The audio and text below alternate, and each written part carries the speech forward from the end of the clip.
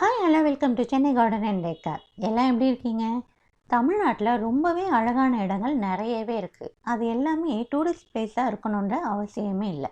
அந்த மாதிரி ஒரு இடம் தான் இது.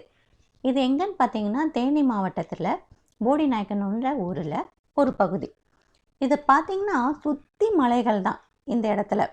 அதனால் எப்போவுமே காற்று வந்து சுற்றி அடிச்சுக்கிட்டே இருக்கும். இப்போ நீங்கள் பார்க்குற மலைகள் வந்து தான் மூணாறு. இது வந்து கேரளா பார்டர் தான். தமிழ்நாடு கேரளா பார்டர் தான் இந்த இடம். ஸோ அந்த மலையில் தான் மூணாருக்கு போகிற வழிகள். போடிமெட்டு, மூணாறு எல்லாமே இங்கே தான் இருக்குது. இது மட்டும் இல்லாமல் நிறைய அழகான மலை கிராமங்கள் நிறையவே இருக்குது. குரங்கணி கேள்விப்பட்டிருப்பீங்க. இந்த மைனா படத்தில் பார்த்திங்கன்னா குரங்கணி காட்டுவாங்க. அது எல்லாமே வந்து இது கிட்ட தான் இருக்குது. ஸோ இந்த இடங்கள் பார்த்திங்கன்னா சுற்றி மழை சூழ்ந்திருக்கனால நல்ல காத்தோட்டமாக இருக்கும். வெயிலோட தாக்கம் எப்போவுமே கொஞ்சம் கம்மியாக தான் இருக்கும். இந்த சம்மர் ஹாலிடேஸில் நாங்கள் லீவ் முடிகிற டைமில் தான் ஊருக்கே போயிருந்தோம். ஸோ அங்கே எங்களுக்கு கிடைச்ச எக்ஸ்பீரியன்ஸும் நாங்கள் பண்ண ஃபன்னும் தான் இந்த வீடியோவில் உங்கள் கூட ஷேர் பண்ணிக்க போகிறேன். இது வந்து எங்கள் அம்மா வீட்டில் இருக்கிற மாங்காய் மரம். இதில் பார்த்திங்கன்னா நிறைய காய்கள். இந்த வருஷம் வந்து பொதுவாகவே மாங்காய் விளைச்சல் வந்து ஜாஸ்தின்னு நினைக்கிறேன். ஸோ அதனால் நிறைய காய்கள் இருந்துச்சு. இதெல்லாம் வந்து நாங்கள் வரும்போது எடுத்த வீடியோ. ஸோ இதெல்லாம் நாங்கள் பறிக்காமல் விட்டுட்டு வந்த மாங்காய் தான். ஏன்னா எல்லாத்தையுமே எடுத்துகிட்டு வர முடியாதுன்றனால எவ்வளோ வேணுமோ அது மட்டும் எடுத்துகிட்டு மீதியெல்லாம் நாங்கள் பறிக்கவே இல்லை, அப்படியே விட்டுட்டோம் மரத்துலேயே. விட்டுட்டு வர மனசே இல்லை தான். பட் என்ன பண்ணுறது, நம்மளால் எல்லாத்தையும் எடுத்துகிட்டும் வர முடியாதுல்ல. எடுத்துகிட்டு வந்தாலும் வேஸ்ட்டாக தான் போகும். ஸோ அதனால் இங்கே மரத்துலேயே இருந்துச்சுன்னா நிறைய பறவைகள் வருது இதை சாப்பிட்றதுக்கு. இங்கே மயில்கள் கூட நிறையவே வருது. எப்போவுமே மயிலோட சத்தம் வந்து கேட்டுக்கிட்டே இருக்கும். நம்ம ஆள் நடமாட்டம் இல்லாமல் இருந்தோம் அப்படின்னா மயில்கள் வந்து நடமாடும். ஆள் நடமாட்டம் இருக்கணும் போது அது புதர்களுக்குள்ளே அங்கேயே தான் இருக்குது. ஸோ நம்ம வெளியே பார்க்க முடியலனாலும் அதோட சத்தம் கேட்டுக்கிட்டே தான் இருக்கும். இந்த ஏரியாவில் நிறைய மாமரங்கள் இருக்குது, மாந்தோப்பும் இருக்குது. இந்த பக்கமே பார்த்திங்கன்னா மாந்தோப்பு, தென்னந்தோப்பு அதுதான். அது மட்டும் இல்லாமல் இங்கே போடிநாயக்கனூர் எதுக்கு ஃபேமஸ் அப்படின்னா இங்கே நிறைய ட்ரேடிங் நடக்கும். ஏன்னா சுற்றி மலைகள் இருக்குது பார்த்திங்களா, அந்த வணிகம் எல்லாமே வந்து இந்த ஊரில் தான் நடக்குது. ஸோ அந்த ஸ்பைசஸ், ஏலக்காய் அந்த மாதிரி ஐட்டம்லாம் வந்து இங்கே ரொம்ப ஈஸியாகவே கிடைக்கும்.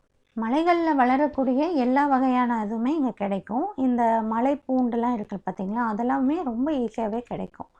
இங்கே பக்கத்தில் மாந்தோப்பு நிறைய இருக்கனால இதுவும் வந்து லே அவுட் போடுறதுக்கு முன்னாடி நிறைய மாந்தோப்பு இருந்த இடம் தான் போல்.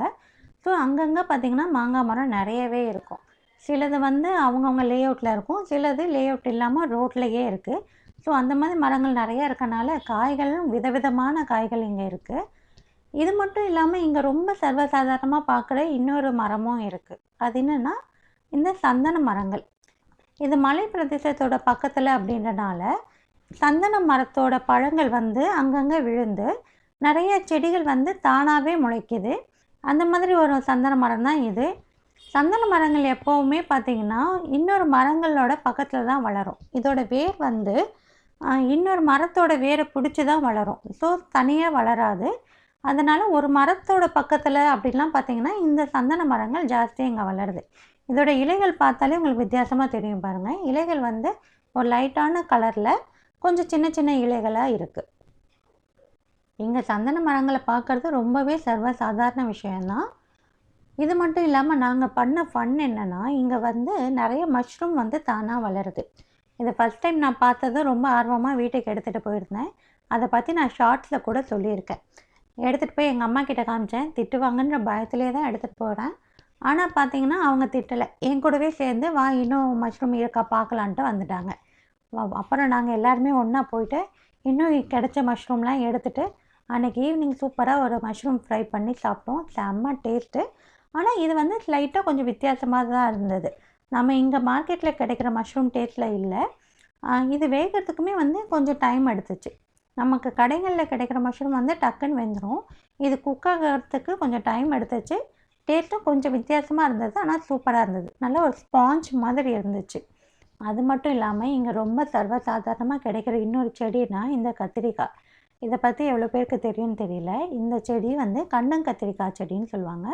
இதில் வந்து ரொம்பவே ஹெல்த் பெனிஃபிட்ஸ் நிறைய இருக்குது. ஆனால் அதே மாதிரி முட்களும் நிறையா இருக்கும். நம்ம நார்மலான கத்திரிக்காய் செடியை விட இந்த செடியில் முள்ளும் ஜாஸ்தியாக இருக்கும்.